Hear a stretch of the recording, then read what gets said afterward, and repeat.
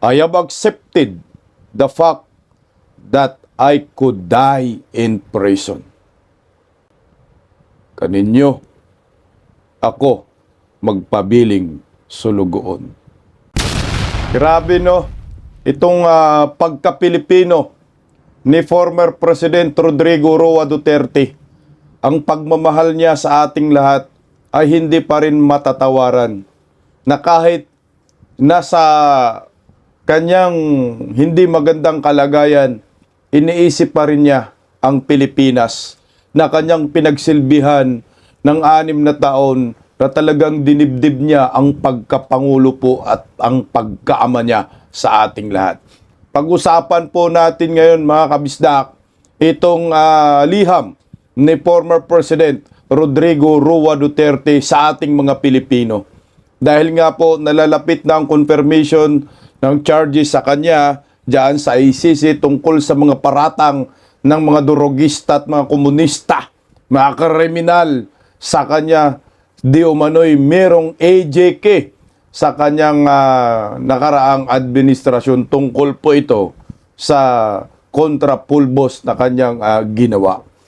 At sariwain po natin itong sinabi niya na talagang lahat ng mga nanggigipit sa kanya ay mauubos lahat. Sino po yung uubos?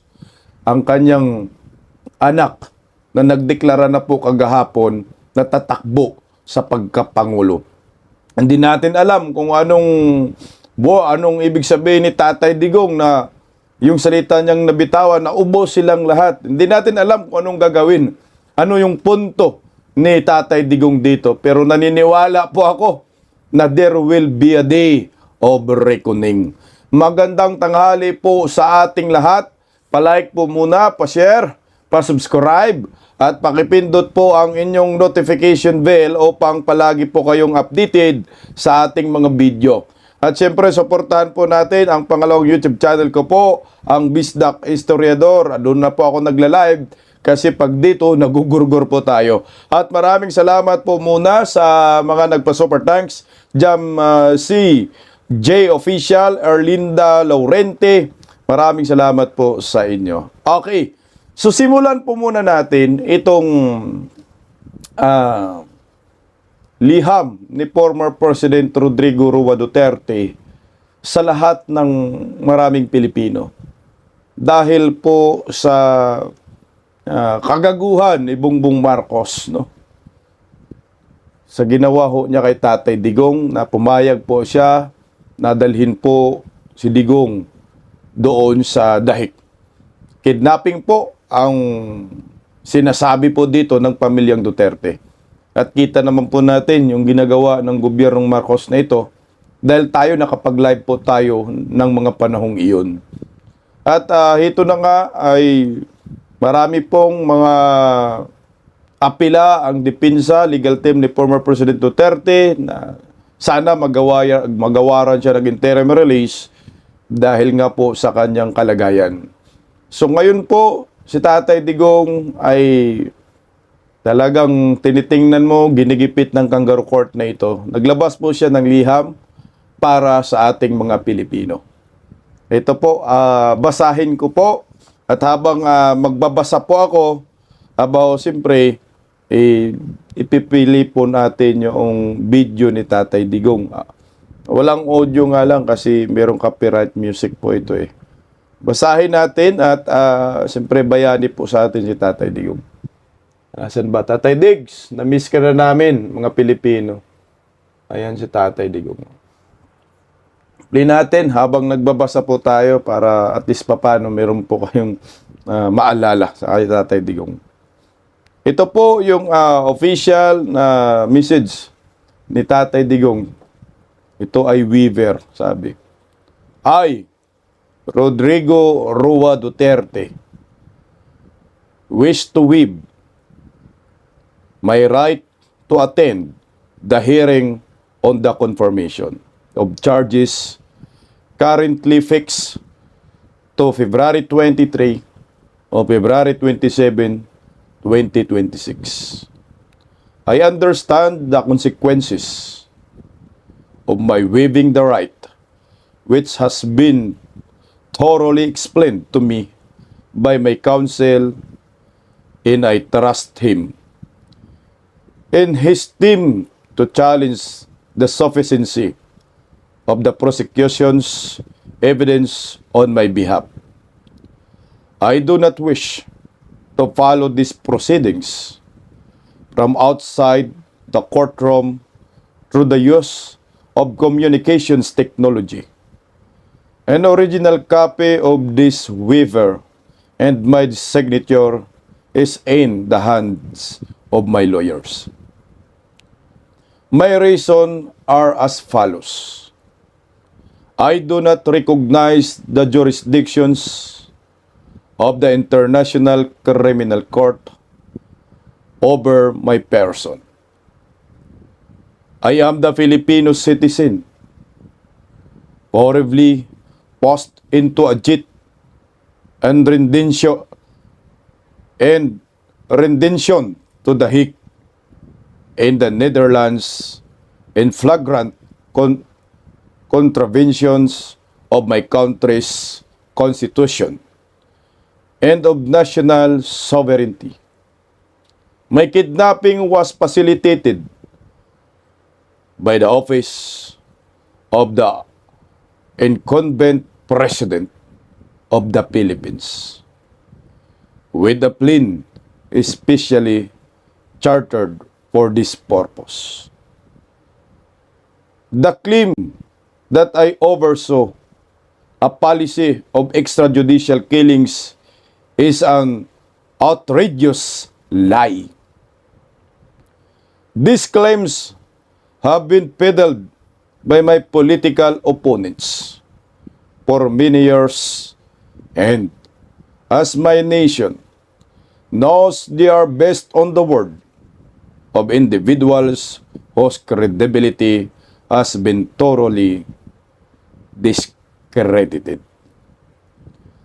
I do not wish to attend legal proceedings that I will forget within minutes. I am old, tired, and frail. I wish for this court to respect my peace inside the cell it has placed me. I have accepted the fact that I could die in prison. But those that desire this fate for me should know that my heart and soul will always remain in the Philippines. I am proud of my legacy and of my service to my countrymen around the world. Let no one doubt my love for and loyalty to the Filipino nation. Kaninyo, ako magpabiling sulugoon. Rodrigo Roa Duterte. Parang nakakaiyak yung mensahe ni Tatay Digong, no? Dito po mga kabisdak, sinabi po ni Tatay Digong, tanggap niya na yung kanyang kapalaran. Tanggap niya na kung ano ang mangyayari sa kanya. Tanggap niya na mamatay siya sa kulungan ng ICC, sa kulungan ng Banyaga. Napakasakit po sa isang Pilipino. Lalo na po kay former President Duterte. Ba't ako naiyak? Naluha ako ah. Dinibdib ko kasi yung mensahe ni Tatay Digong, parang hindi ko sinadya maluha. Hindi ko sinadyang being emotional. Tsaka hindi naman talaga ako emotional. Hindi to live. Ano to,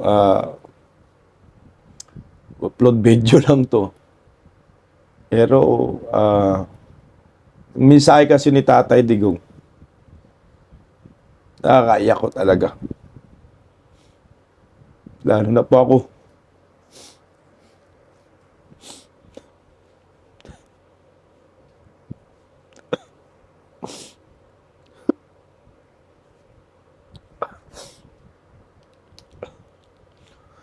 Lalo na po ako, guys.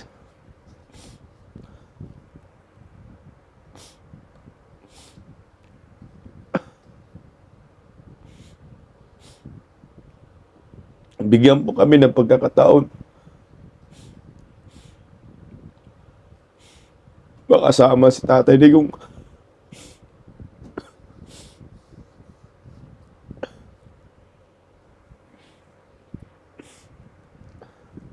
Ramdam mo yung pagmamahal niya sa atin mga Pilipino.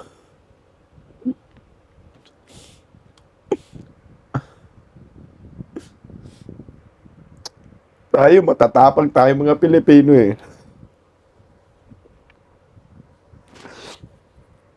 Di ko mapigilang umiyak sa mensahe ni Tatay Digong eh. Kasi nga, lagi niya pong sinasabi talaga sa mga speech niya, sa amin din, napunto sa amin na hindi daw talaga siya papayag na mamatay siya sa ibang bansa. Hindi daw siya papayag na sa ibang bansa siya litisin. Hindi daw siya papayag na banyagang korte yung liliti sa kanya. Pero ito po yung kapalaran niya eh. Hindi ko alam na naiyak po mga kabisdak. Sorry hindi ko po sinadya na maiyak. Pero grabe po yung kanyang mensahe. Wala na siya pong pakialam kung ano pong mangyayari sa kanya. Sa confirmation of charges, yung karapatan niya, alam niya kung anong consequences dahil abogado siya.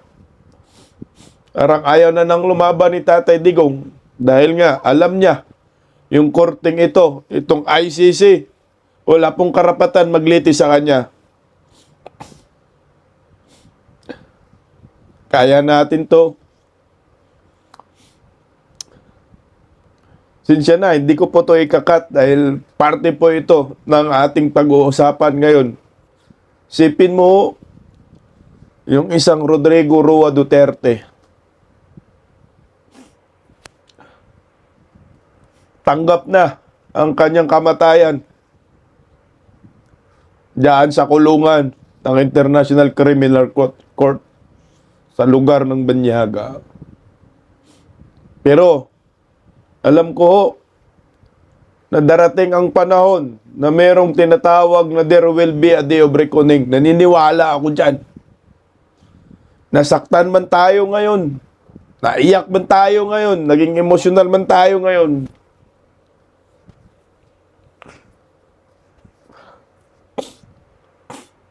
pero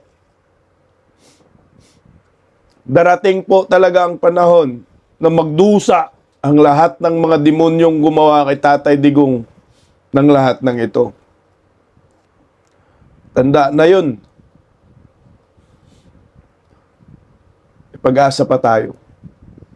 Lalo na po, si Vice President Inday Sara Duterte, talagang nagdeklara na. Sabi ko nga noon, Day, napipilitan kang tumakbo sa pagkapangulo ng ating bansa. Na kahit ayaw mo, labag sa loob mo, na kahit sinabi ni Tatay Digong noon na ang pagkapangulo ng ating bansa ay trabaho ng isang lalaki at hindi trabaho ng babae.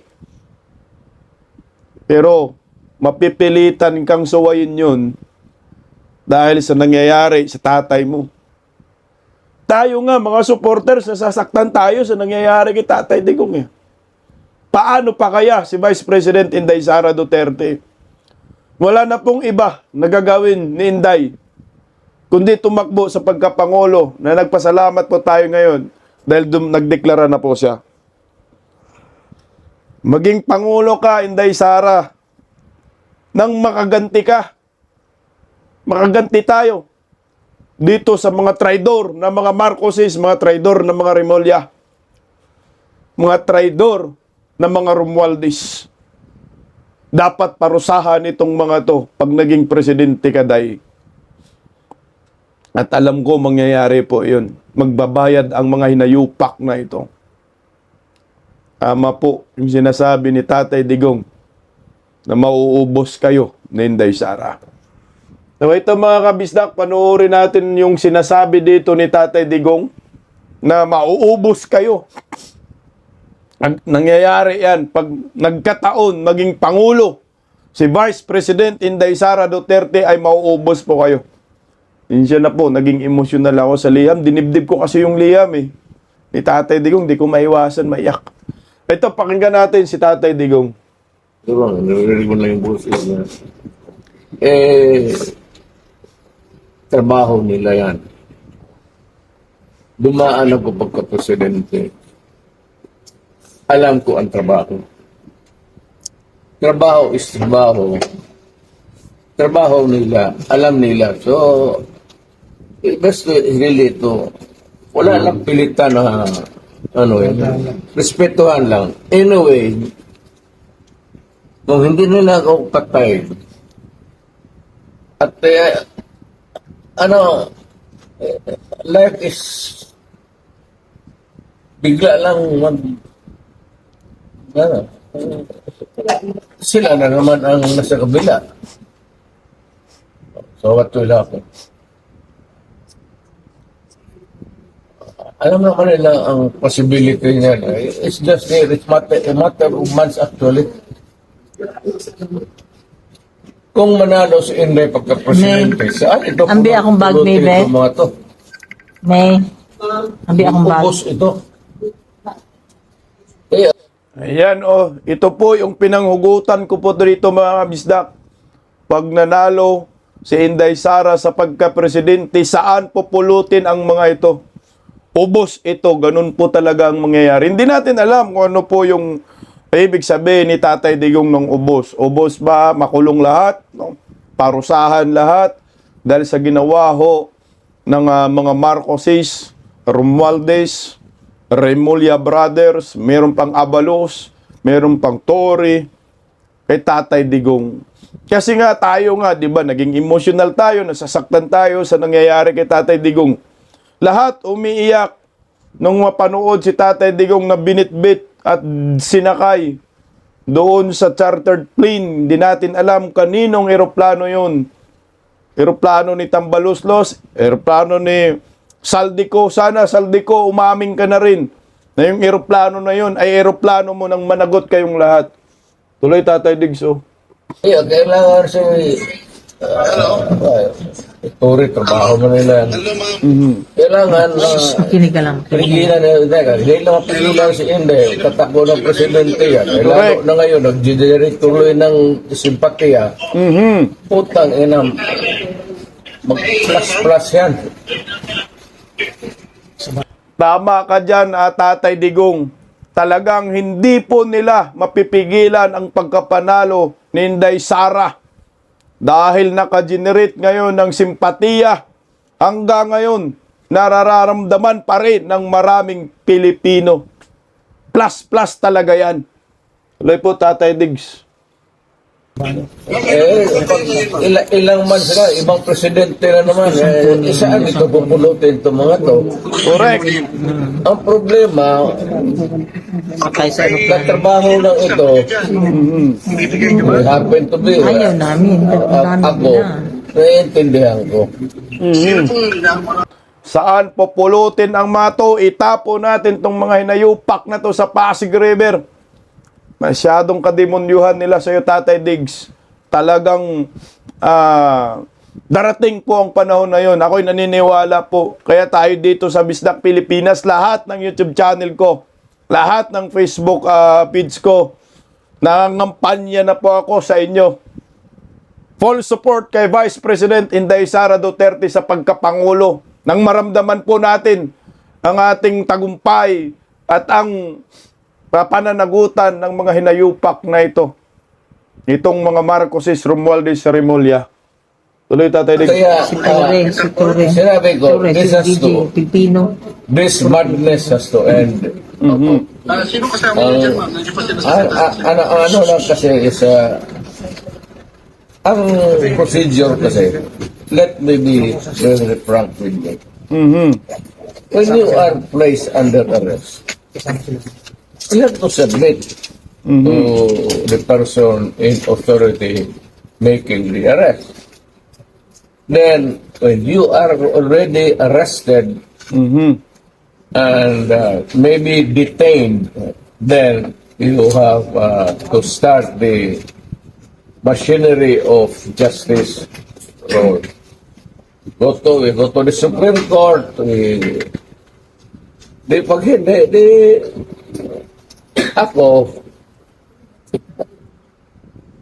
Go to the Supreme dumaan ako Court. sa, okay na sa akin. Well, nothing to lose na ako. Nothing to lose. Absolutely nothing. Ayan po, ito po yung ipinaglalaban sana. Dadaan si Tatay Digong sa Supreme Court, sa lower court. Pero hindi po to ginawa ng gobyernong Marcos. Kaya ang maraming Pilipino galit na galit talaga. Ito ay kidnapping. Alam naman ni Tatay Digong, siya po ay naging prosecutor. Pero nga sabi ni Tatay Digong, nating tulos. Nating tulos talaga kay Tatay Diggs. Kasi nagawa na ni Tatay Digong ang kanyang nagawa sa ating mga Pilipino. Naramdaman natin lahat yun nung siya po ay presidente. Sa kanyang edad, nagawa na niya ang kabayanihan niya. Ako naniniwala ho ako na lahat ng mga ganitong kagaguhang ginawa ng mga Marcoses, pagbabayaran po nila ito. Malapit na po. Tuloy natin, Tatay Diggs.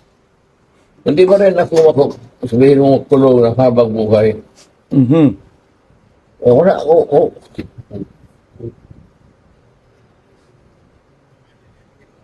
inciting to sedition. Mhm. Hindi inciting to sedition. Inciting to sedition. Crime against humanity. Crime against humanity. ICC. Kalimutan Sa niyo Hague. ulit. Sa Hague. We are not signatory sa ICC. Tingnan mo, dito pala talaga na makakalimutin na talaga si Tatay Digong eh. Kasi sabi niya, inciting to sedition yung kinaso sa kanya.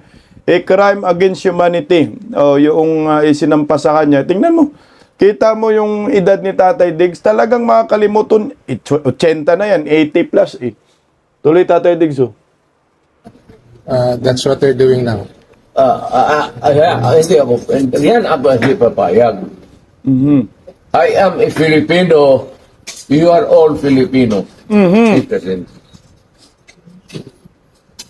Ako, pag nagkasala, you prosecute me in Philippine courts with the Filipino judge, the Filipino prosecutor, at magpakulong ako dito sa bayan ko. Kung sakali. Ito po talaga yung hinihingi ni Tatay Digong noon. Dito ako magpakulong. Prosecutor, Filipino judge. Dito po, Philippine court. Pero hindi po napagbigyan po si Tatay Digong. Handa naman harapin ni Tatay Digong lahat ng mga akusasyon. Kaso nga, dito nga sa ating bansa, wala rin naman talagang kaso si Tatay Diggs. Yung kaso na to, gawa-gawa ni Trillanes sa mga makakaliwang grupo. Na hanggang ngayon, wala nga silang mga witness eh. Naghahanap pa. Kangaroo court nga yan, pira-pira lang yung hinayupak na anak ng kamuti na yan na ICC. Makarma rin kayo, di ba? Tuloy oh. They're preparing you to bring you to the Hague. I am sure. I am very sure. I'm a lawyer. Abogado ka ba? I am sure the Supreme Court will rebuke them. Maski na hindi tayo maghingi na, the Supreme Court will rebuke them. Tignan mo. Hindi pa payag ang Supreme Court. Wala tayo extradition treaty.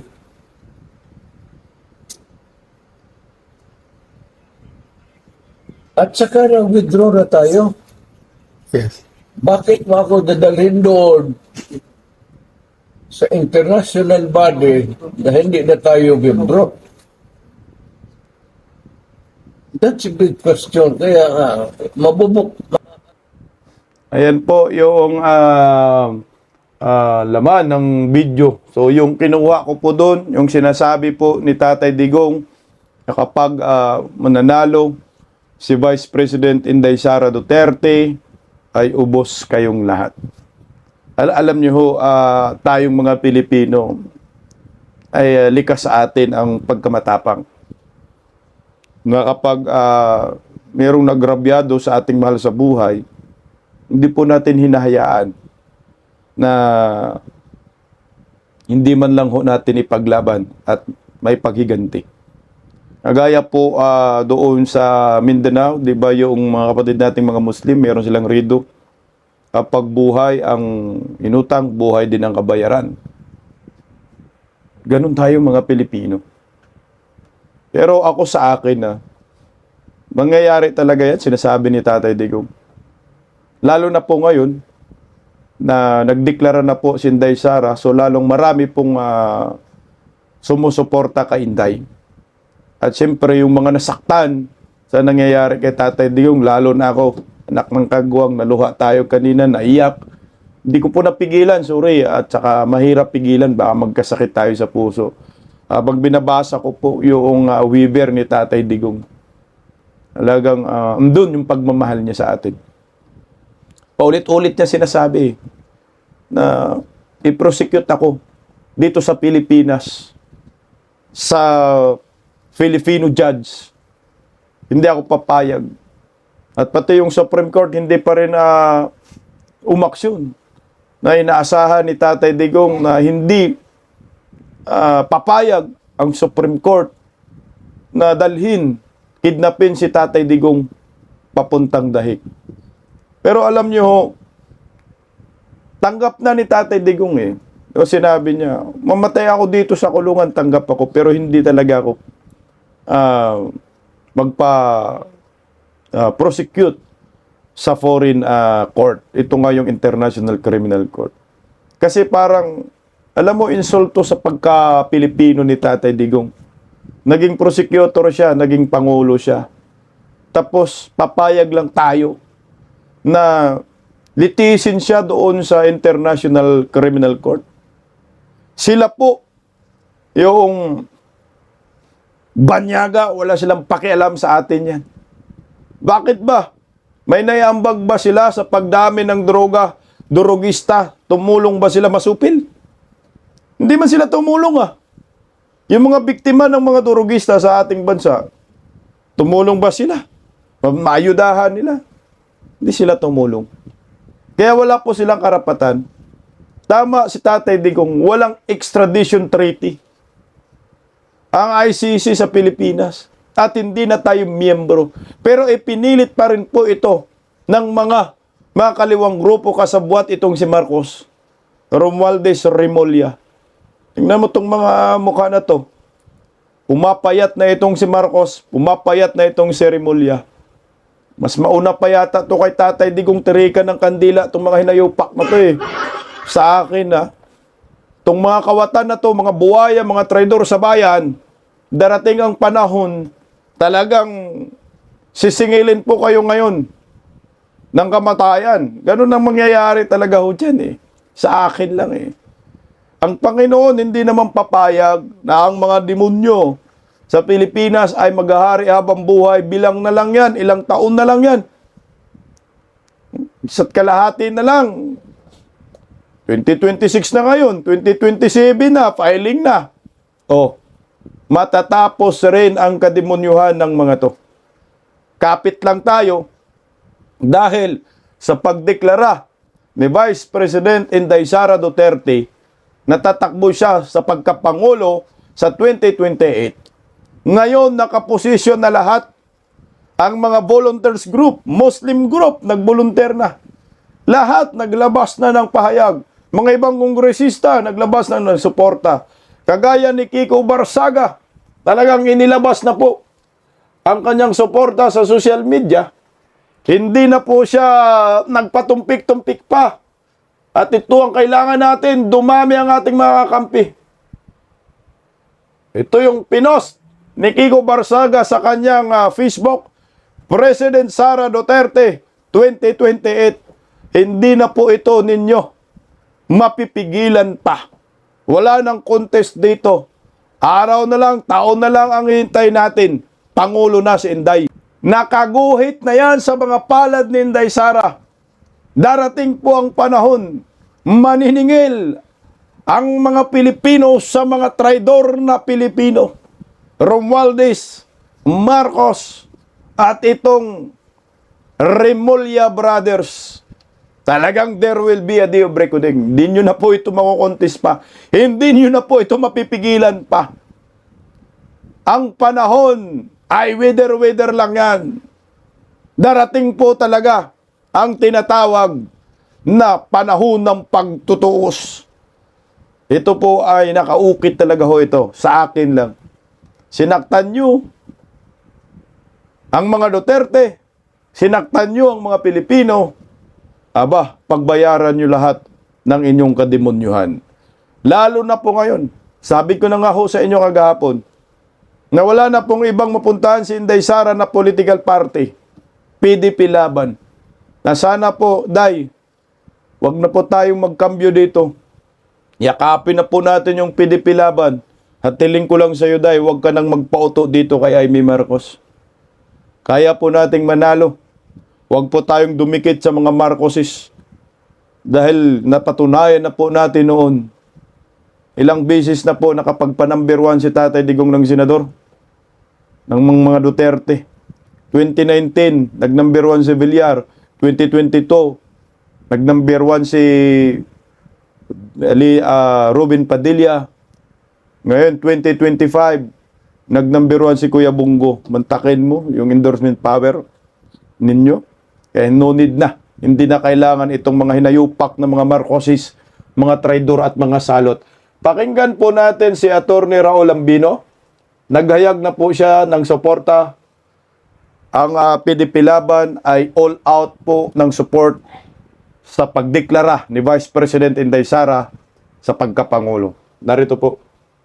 Sir, magandang hapon. Ano po ang reaksyon ninyo bilang parte po ng PDP Laban sa naging announcement po ni Vice President Sara Duterte na siya po itatakbong Pangulo sa 2028? At tuwang-tuwa tayo, lalong-lalo sa PDP Laban. At matagal na po natin inaabangan yan na kung kailan magdideklara si VP Sara sa pagtakbo niya bilang Pangulo sa 2028. At sa tingin natin ay ito yung tamang panahon para po siya ay nag-declare at nag-declare na nga. Kaya lahat po tayo sa PDP Laban ay tuwang-tuwa sa naging deklarasyon ng ating minamahal na pangalawang Pangulo sa pagtakbo niya bilang Pangulo ng Pilipinas sa 2028. At tayo ay nagpapasalamat sa kanya, sa kanyang ginawa at ina-appreciate natin yung kanyang paghingi ng mga patawad sa mga naging desisyon niya nung nakaraang halalan at hiningi rin niya yung kapatawaran ng ating mga mamamayang Pilipino na patuloy na naghihirap na hindi sila naasikaso ng kasalukuyang pamahalaan at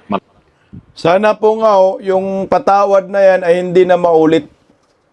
Lalo na ngayon, itong hinayupak din na Robin Padilla, pinipilit din si Amy Marcos na maging Vice President Inday. Wag na po, parang awa nyo na. Tapos baka sa susunod, magsusuri na naman, patawad na naman. Nasaktan na tayo ng unang bisis. Tapos ito na naman, Robin Padilla, anak ka ng kagwang ka. Mawawalan kami ng sa'yo, bilib, Robin Padilla. Mantakin, pagkadeklara lang ni Vice President Inday Sara, natatakbo sa pagka-presidente, sabay naman, sabi, si Senator Amy daw, yung kanyang vice-presidente, utangin naman. Wag na! Matuto na tayo, nasaktan na kami. Nasaktan na tayo, naiyak na kami, naluha na kami. Tama na. Tama na, sobra na. Anak ng kamuti naman. Gamitin nyo naman, Robin Padilla, yung kukutin nyo. Wag naman masyadong, inumin naman talaga. Naalala ko si Robin Padilla noon ang nagsasabi, kasalanan ng tatay, hindi kasalanan ng anak. So paano ito ngayon? Kasalanan ng kapatid, hindi kasalanan ng anak. Hoy, Robin, nagkamali na tayo. Anak ng kagwang ka. O ito, tuloy, attorney. tayo pa po siyang mga sinabi. At nakikiisa tayo kay VP Sara sa kanyang direksyon. At sabi ko nga, sasamahan natin si VP Sara sa pagtakbo niya bilang Pangulo ng Pilipinas sa 2028. Sir, we talk about timing. Bakit timing ngayon, sir, sa gitna ng impeachment proceedings na balak nilang simulan sa House of Representatives? Well, yung timing kasi ay nagdidepende yan sa pakiwari ng isang tao. At sa tingin natin, dapat nga mas maaga pa niyang sinabi na yung katotohanan para hindi na tayo magkaroon pa ng mga paligoy-ligoy pa. Alam naman natin siya yung frontrunner sa lahat ng mga naglalabasang survey. Pagkatapos ng eleksyon ng 2022, nakakuha siya ng more than 31 million votes o 32 million votes, ay talaga naman siya yung paunahing kandidato na sa pagkapangulo sa 2028. Kaya nga siya pinipilit na matanggal sa pwesto, siniraan siya, siniraan ng pamilya Duterte, ginawa nila kay Tatay Digong, etc. Pero nakita ni BP Sara na kailangan na niyang pumilos, kaya siya umalis sa kabinete, umalis sa administrasyon para libre-libre siyang makagalaw kung ano man po yung dapat niyang gawin para sa mga namamayang Pilipino. Pero yung mga katunggalingan niya, yung mga nagnanais na siya ay mapagsak, ayun, samot-saring mga inventong mga akusasyon ang kanilang ginawa.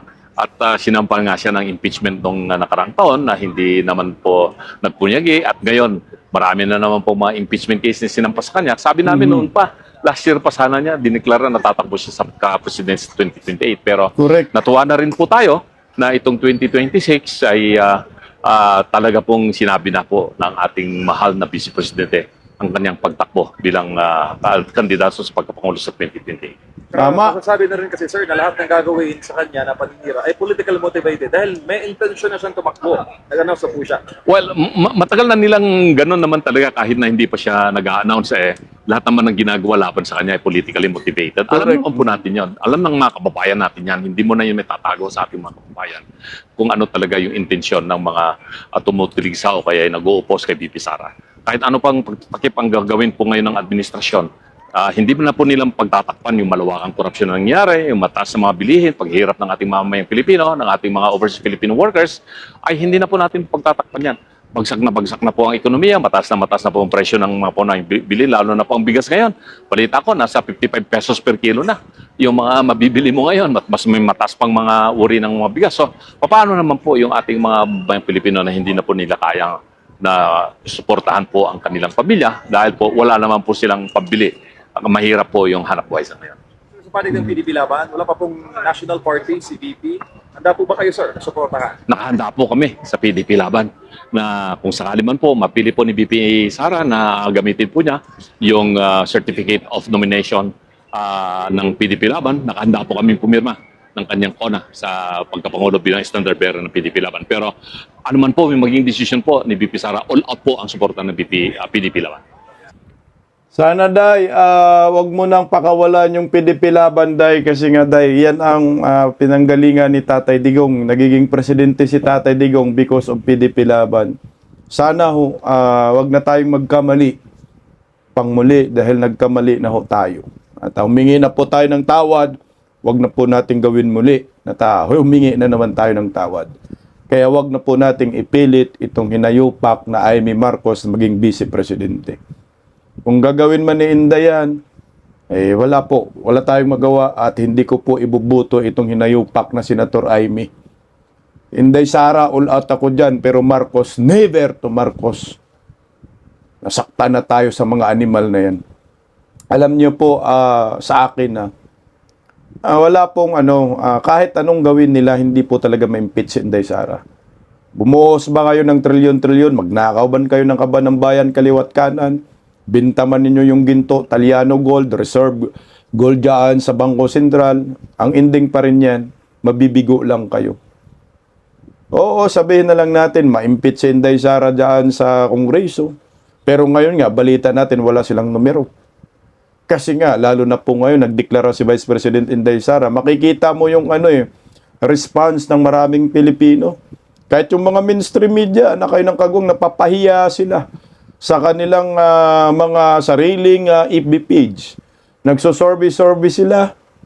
Matik, Inday Sara, Duterte, gustong maging presidente ang maraming Pilipino. Wala kayong magawa dyan.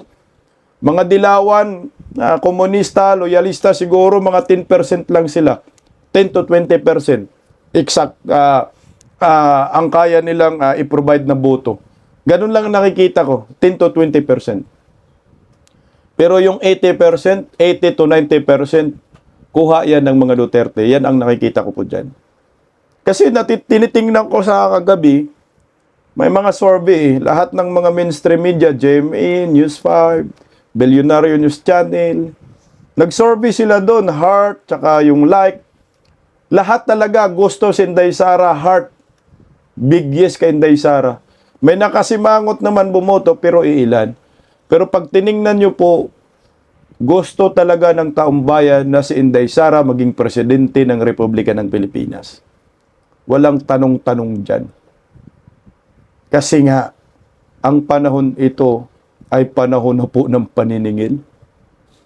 Ikaw, John Vic Rimulya, nangarap pa si John Vic Rimulya maging, presidente. Sabi niya, sa 2028 daw, 1-on-1. 1-on-1 ha, nagpa-interview na naman kagabi sa Bilyonaryo. Ang Rimulya, hanggang dyan lang kayo sa Cavite. Naging DILG kayo, nagiging DOJ, nagiging ombudsman dahil kay Bangag. Pero kung hindi rin dahil kay Inday Sara, wala rin si Bangag. Mababawi yan. Alam mo si Rimulya, ito si John Vic, lilitisin yan sa 2028. Bago malitis si John Vic, di kakasuhan si John Vic sa ombudsman. Ito, prediction ko lang ha. Si John Vic, si Bangag, Rimulya Brothers ha, at saka si Romualdez, nakakasuhan talaga yan.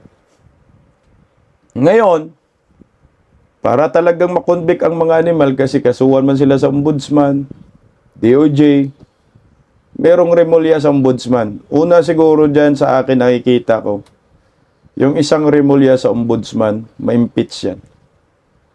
Pag hindi man kukunin ni Satanas yan, dahil isang bulati na rin din, iwan ko ba si Dayon kung aabot pa ba rin to sa 2028, pati si Romualdez, talagang maramdaman nila yung conviction dito sa Philippine Court. Basta tayo, Tatay Diggs, mahal ka namin. Hanggang ngayon, nakikipaglaban pa rin po kami para sa bayan. Mahal po namin kayo. Salamat sa inyong kabayanihan. Na kahit tanggap mo man ang inyong kamatayan diyan sa dahig, ay kami mukhang masakit pa rin sa aming kalooban at damdamin. Hoping pa rin kami na uuwi ka ng Pilipinas ng buhay at makapiling ka ng inyong mahal sa buhay at masaksihan mo pa ang pagkapangulo ni Vice President Inday Sara Duterte. Paggising sa umaga, tanghali at gabi, nakikita ko ang post niya, ang hapdi. Paano nga ba to? Di ako makatanggi. Watch ko na lang at isipin ng mabuti. Bisdak Pilipinas. Bisdak, tinig ng katotohanan. Sa bawat vlog may laban sa kasinungalingan. Mulat ang mata, gising ang masa. Bisdak Pilipinas, para sa bayan, gumigising sa diwa.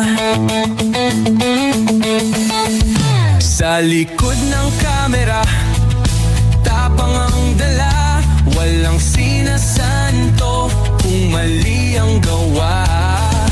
Hinay-hinay, pero palaban. Boses ng tao sa digital na labanan. Bisdak, tinig ng katotohanan. Sa bawat vlog may laban sa kasinungalingan. Mulat ang mata, gising ang masa. Bisdak Pilipinas, para sa bayan, gumigising sa diwa.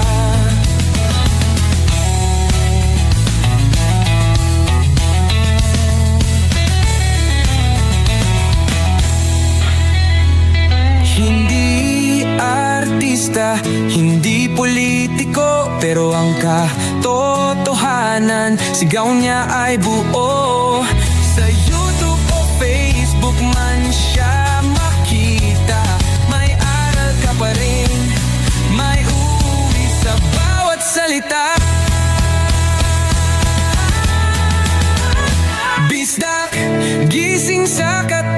tahanan. Di lang kwento, kundi panawagan sa bawat Pilipinong naghahanap ng liwanag. Pista Pilipinas, kasama sa pagbangon ng bayan. Pista Pilipinas, boses ng masa, gising ang diwa. Sa vlog mo, may pag-asa.